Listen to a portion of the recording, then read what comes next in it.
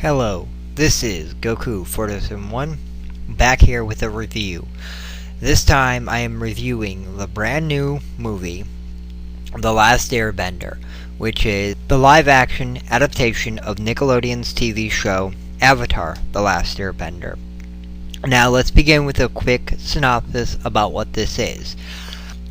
This is about 4 nations: wind, water, earth, and fire. 100 years ago, the Avatar disappeared, and they went into war.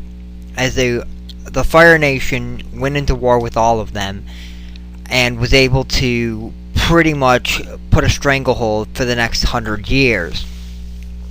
2 characters, Katara and Sokka, stumble upon this big sphere that contains this boy from the Wind tribe, the Wind Air one of the air nomads, and he turns out to be the Avatar, the one person who can bend all four elements. Every one of the tribe has a bender. The air nomads can bend air. The water nation can bend water. Obviously, Earth Nation bends earth. Fire Nation bends fire. And they each have these special abilities. The premise of the movie is about trying to get Aang, the main character, to the North Water Tribe so he can learn how to bend water. Because they start out at the South, which has no benders because they were all kidnapped. For any of you who don't understand this was Book 1, Water. There was things missing from this, obviously, because this is 1/3 of the entire series. Book 2 should come out. Book 2 Earth should come out if this movie does well, and if the second one does well, we should get all 3 of them. So don't worry if there were characters missing. Obviously, there were some characters that should have been in Book 1, but for the most part, the major ones were all here. Don't worry, the Earthbender will be in the second one. I don't know her name. Tang, I think. Tang, something like that. Sorry I butchered the name. Please don't leave a comment bitching me out. I am bad with names. But she will definitely be in the second one. Look forward to Book 2 Earth coming in about 2 years. It will come. Now let's get into what I thought about the movie. After I got out of the movie, I was asking a few people, and they said this movie was bad. Most of those people had never saw it, and I thought this was a fairly good adaptation of the source material. It did follow very close to what the premise of the TV show was. It didn't have a few elements in it. They never went to this Earth City. They mentioned it. I forgot what they called it. It's been a while, and I kind of bad with names, but it was this gigantic Earth City, and it was really awesome. I believe it was. Maybe it was the other. Yeah, I believe it was. Also, they never had these chicks that have these fans that have white makeup. I forgot what their names were, but one of them becomes a pretty important part. So I hope they're in the sequel, and I also hope the Earthbender that was Aang's friend when he was younger is also going to be in the sequel. I did really enjoy this film. I thought it was interesting. I thought the acting was maybe not the best, but I did think it was good. I thought the action sequences really worked.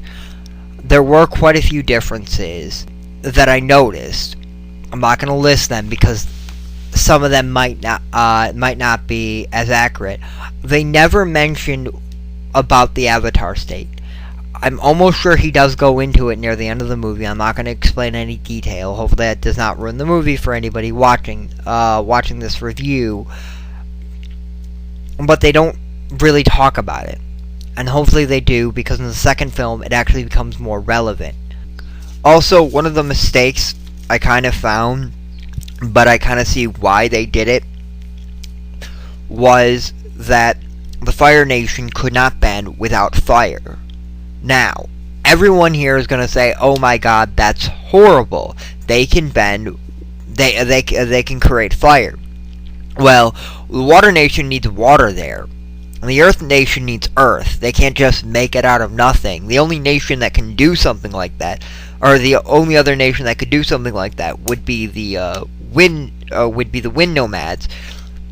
But wind's everywhere, so that makes a lot more sense than the Fire Nation being the fire. I mean, water would have made more sense. So that, in my opinion, is an understandable change. The general public probably would have went, what? Why? How can he summon fire? It's just one of those things that I think is not horribly bad. I was just kind of disappointed. There were a few scenes that I had saw online. I believe these were real scenes. One was Avatar Roko. At least I think it was. He was a man on pillars, bending. So I think that was Avatar Roko. The other scene that was not in the movie that I wish would have been in the movie, that I saw a trailer was the Fire Nation bending. Now I don't know if these were edited, and hopefully they will be in the deleted scenes if these are real scenes, and hopefully they'll explain why they cut them if they're real. I don't know if they are real, but hopefully if they are real, they'll be there. So, yeah. But this was a good film. I did enjoy it a lot. I thought it was very interesting how they turned into live action. I thought the actors looked close enough. For the most part, I didn't have a lot of big gripes. One of my nitpicking gripes was when they went into the South Water Tribe village after finding Aang. You see these kids, and they're actually into it, and none of the main characters were. So that kind of pissed me off. And almost everybody in the theater was pissed off by the fact that they called them Aang through the entire movie, and Sokka. It's Aang and Sokka, not Aang and Sokka. That really pisses me off when they get something so simplistic as names wrong. If a movie only gets names wrong, I will defend that movie to the end of the day. Because names are subjectable. Yes, I like the real names, and I wish they would have kept with the real names. But that's a minor gripe. That's a nitpick. I know it's a nitpick, but yeah, names are not as important as other things. So I would fight if names are the only thing different. It's not that huge of a difference. There are things they could have got wrong that would have been a lot worse, and they got a lot of those things right. So I'll live with the names. I watched the movie. It was a little annoying, but there might be a reason why they changed names. I don't know. But the movie did follow very closely. I do highly recommend this for anybody who wants to see a good action-adventure film. It is very entertaining, and it gets really high praise from me. I can't wait for this to come out on DVD. I hope they do have some really good special features. I give this a solid 8 out of 10. I do highly recommend you see this. And I thought this was really good. This is Goku4071 with my review of The Last Airbender. Please leave a comment or a video response. Tell me what you think. If you want to leave a video response with your review, that's more than welcome. I would love to hear what you guys think about this film. And I hope you guys enjoy this film. I did. Please tell me what you think. Please tell me if I'm wrong. And if you want to list any changes, go ahead. But please put spoiler if they're going to be a big spoiler in it. I don't want people reading your little comments and getting spoiled. Well, see you next time, YouTube.